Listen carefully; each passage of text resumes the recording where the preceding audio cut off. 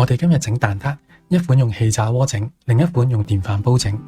材料有牛油60克、雞蛋2隻、花奶35毫升、糖20克、熱水70毫升，同埋低筋麵粉110克。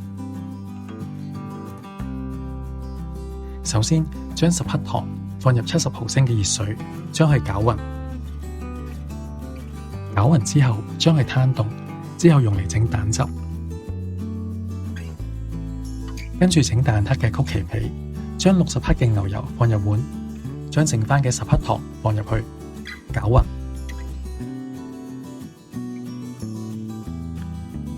直至啲糖同牛油混合。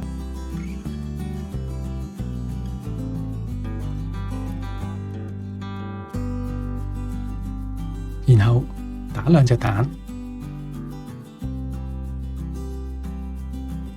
然後將蛋充分打發。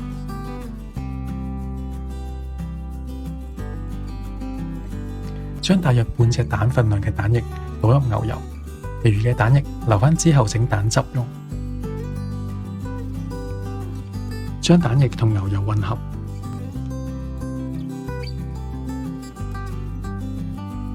然後將110克嘅低筋麵粉分3次放入碗裏邊，將佢哋攪拌。開始嘅時候，麵粉睇落好多，但係好快佢就會同牛油撈埋一齊。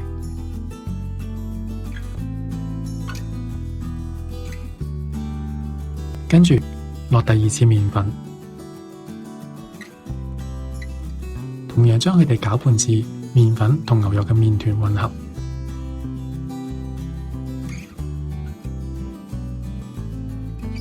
將剩返嘅麵粉倒埋入去。麵粉足夠多嘅時候，個麵團變得冇咁黏，我哋就可以用手搓。好似我咁，將個麵團同啲麵粉搓勻，個麵團會變成淺黃色，唔會見到白色嘅粉末。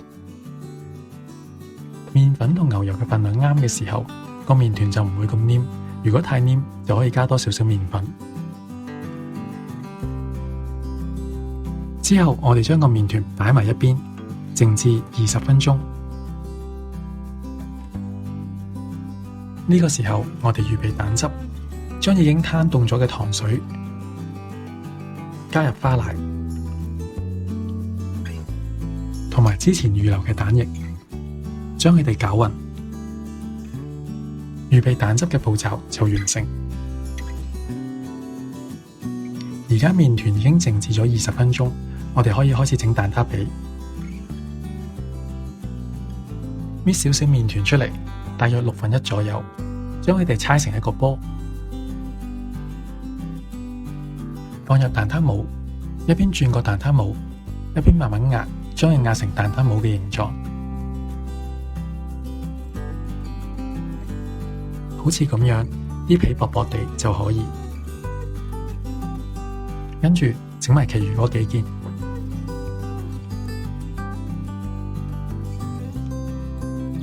然後我哋焗蛋撻皮，因為氣炸鍋同埋電飯煲嘅火力同傳統焗爐唔同，所以我哋要焗蛋撻皮至半熟，然後先落蛋汁，等啲蛋冇咁容易過熟。我呢個飯煲嘅火力比較細，用控焗模式，個皮都要焗30分鐘。氣炸鍋火力大啲，用180度氣炸嘅蛋撻皮15分鐘就得。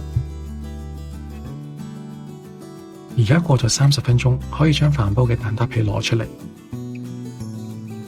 氣炸鍋蛋撻皮15分鐘前已經整好，而家攞埋出嚟。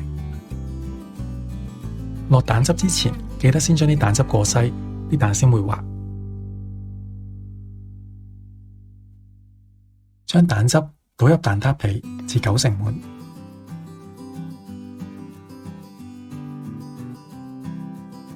將頭先用氣炸鍋整嘅蛋撻放返入氣炸鍋，用150度氣炸10分鐘。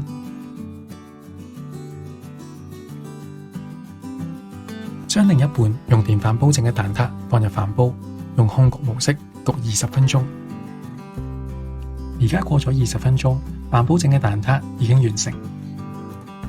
氣炸鍋整嘅蛋撻10分鐘前已經整好。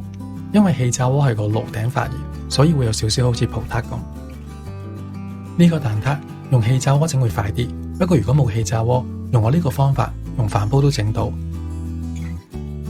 整蛋撻嘅難度係每個人屋企個爐嘅火力都唔同，就算材料份量啱晒，可能都要試幾次，調節下啲火候，先做到個蛋撻外脆內軟。